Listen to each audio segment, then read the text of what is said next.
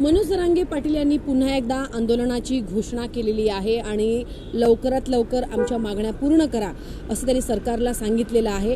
आता खरं तर अनेकदा जरांगे पाटील यांनी सरकार विरोधात टोकाची भूमिका घेतलेली होती आणि जे कुणबी प्रमाणपत्र आहे ते पात्र लोकांना समाजातल्या लोकांना द्या असं त्यांनी म्हटलेलं होतं आणि आता जरांगे पाटील यांनी आंदोलनाची घोषणा केल्यामुळे पुन्हा एकदा वातावरण पेटण्याची शक्यता आहे। आपल्यासोबत सध्या त्याच भागातले मराठवाड्याचे आमदार परतूर मतदारसंघाचे बबनराव लोणीकर आहेत। आपण त्यांच्याशी बातचीत करूया।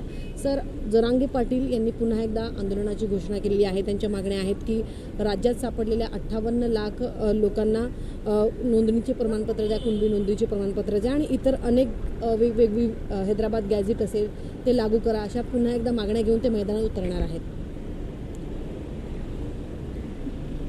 माझी एवढ्यामध्ये किंवा अशामध्ये काही मनोज जरांगे पाटील यांची भेट झालेली नाही किंवा चर्चाही झालेली नाही।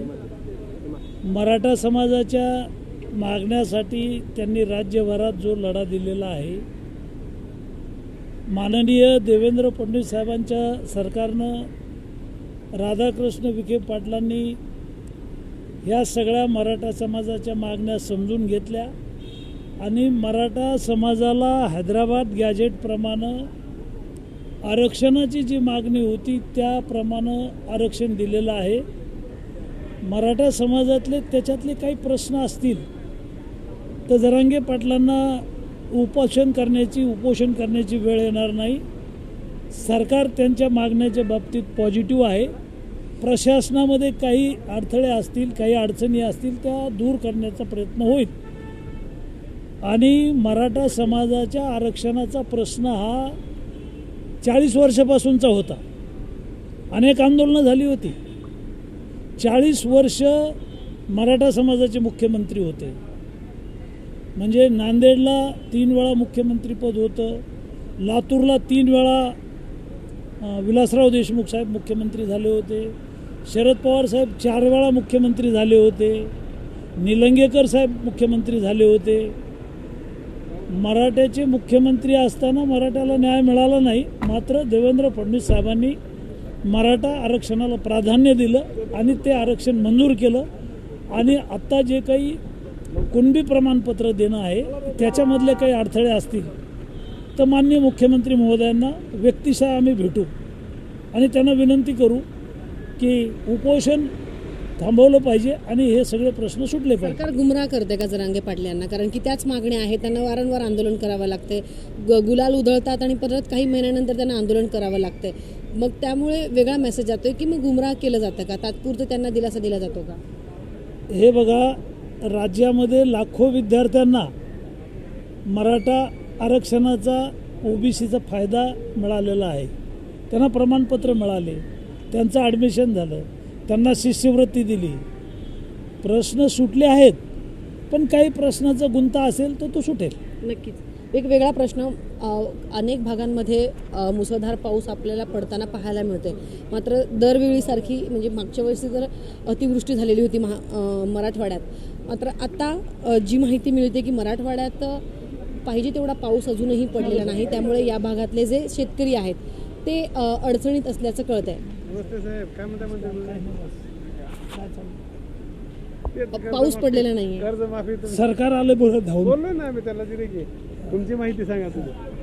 मराठवाड्यात अजूनही पाऊस पडलेला नाही, त्यामुळे शेतकरी त्या ठिकाणी अडचणीत आहे। मराठवाड्यात जो पाऊस पडलेला आहे तो खूप अपुरा पाऊस आहे आणि जी पिकं आहेत ती उगवलेली आहेत आणि त्या मुळा ज्या आहेत पिकाच्या त्या कोरड्या जमिनीमध्ये गेल्यामुळं पिकं सुकतायत, मान टाकतायत। मराठवाड्यातल्या विहिरीतलं पाणी संपलं आहे, मराठवाड्यातल्या बोरचं पाणी संपलं आहे, धरणाचं पाणी संपत आलं आहे आणि दुष्काळदृश्य अशी परिस्थिती निर्माण झालेली आहे। सरकारला पिण्याच्या पाण्याच्या, गुराढोरांच्या पाण्याची, चाऱ्याची काही योजना करावं लागेल। अद्यापपर्यंत एकही नदीला पाणी आलं नाही किंवा मोठा पाऊस मराठवाड्यात पेरणी संदर्भात काय परिस्थिती? मराठवाड्यात पेरणी झालेली आहे, पिकं उगवलेली आहेत, मात्र आता ती पिकं माना टाकतायत। शेतकऱ्यांची पेरणी वाया गेली, खतं, औषधं, बी बियाणं, मेहनत वाया गेलेली आहे।